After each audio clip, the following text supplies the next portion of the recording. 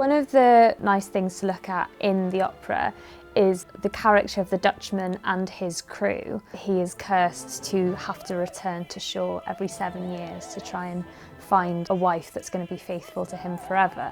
We loved the idea of having him in a historically accurate period costume, and then having the female chorus representing different eras when the Dutchman has returned to shore. So it's lots of the female chorus on stage, all in very differing silhouettes and from different eras, which has been really fun to bring together. So Sian, do you want to tell us a little bit about your background at WNO and what you've been doing here? So I'm currently head of costume and I have been since 2008. Prior to that I was the deputy, and prior to that I was the men's cutter for WNO for quite a number of years. You sort of know a lot of the backgrounds of a lot of these shows, and I know that they all come from different periods of WNO history almost.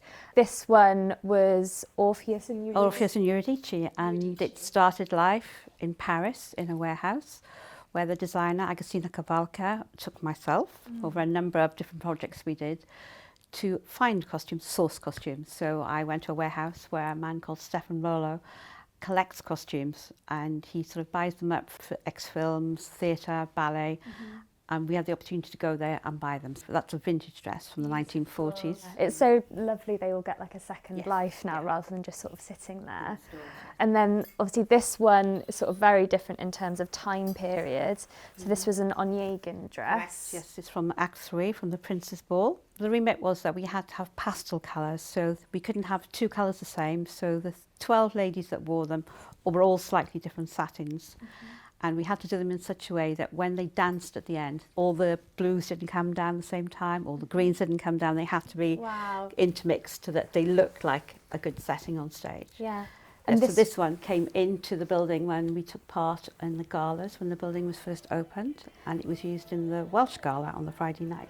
When we came up with the idea of showing all the wives on stage from these different time periods, we thought a really lovely way to celebrate the history of the company would be to show lots of costumes from old shows that have been in store at the costume house here for a really long time. There's also an element of sustainability there, like all these costumes are such beautiful makes, so much work has gone into them, amazing fabrics, some of them are original vintage, and giving them another lease of life seems to make sense. It's the 80th birthday of the company, and what a brilliant way to pay homage to that and to show elements of all the amazing shows they've done over the years.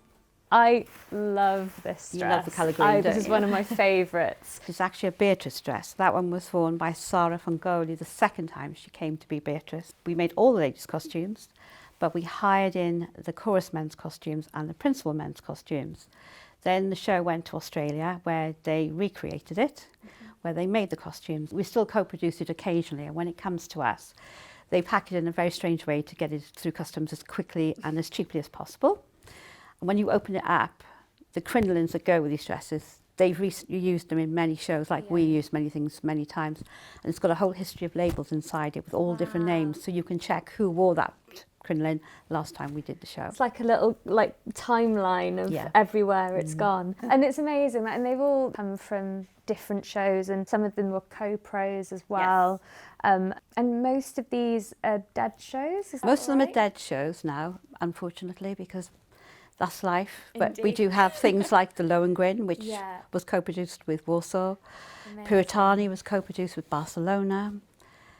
Rigoletto only stayed with us. This was an old Rigoletto that stayed with us. It was a 1960s version. This was a Marriage of Figaro that we co-produced with Barcelona. They made it first of all.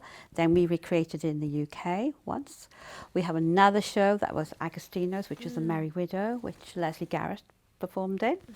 And so we have a whole history of things here. And of course, your tea dresses, which are currently on the way behind us. A lot of those come from Plymiwch, which travels around America all the time. It's rarely in this country. It goes off on its holidays quite often. So it's really lovely to be able to give them kind of another showing back in Wales. Yes, many of these, haven't been seen for many years. Wow.